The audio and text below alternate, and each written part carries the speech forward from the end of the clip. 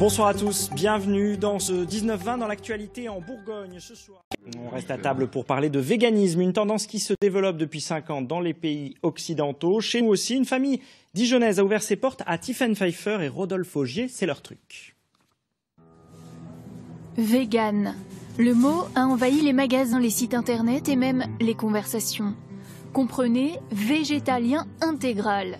Les véganes ont leur régime alimentaire, leur restaurant, leur philosophie. Un mode de vie que Fabien Robert a adopté il y a 8 ans. Depuis, il a abandonné les produits ménagers industriels. Il fabrique sa lessive à l'ancienne en extrayant la potasse de la cendre.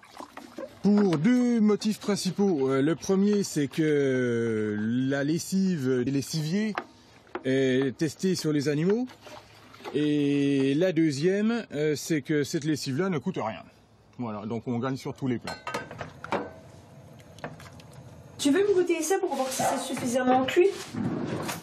Éviter toute souffrance animale, c'est la devise des véganes. Fabien et Coralie boycottent donc tous les produits issus de l'exploitation des animaux. Dans la cuisine, uniquement des fruits, des légumes, des céréales et des laits végétaux. Le couple a mis 1 an avant de trouver comment remplacer viandes et laitages. Si on arrête de manger de la viande, qu'est-ce qu'on va faire? Qu'est-ce qu'on va manger? Je me rappelle vraiment de la première fois qu'on a acheté du tofu. On s'est retrouvé devant cette tranche de tofu, voilà, pas assaisonné parce qu'on savait pas trop comment cuisiner. Et on s'est dit, mais ça va pas être possible de manger ça sur du long terme. Il a fallu apprendre à cuisiner différemment et prendre de la vitamine B12. En 2010, c'est Clélia, la fille de Fabien, qui a déclenché cette révolution. Choquée de manger de la viande dans une maison où l'on recueille tous les animaux abandonnés. Aujourd'hui, les petits plats de Coralie ont converti au véganisme bon nombre d'amis.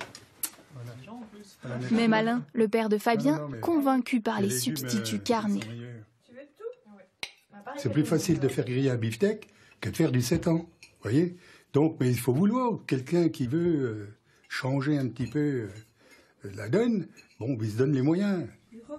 Respecter les animaux, améliorer sa santé, préserver l'environnement.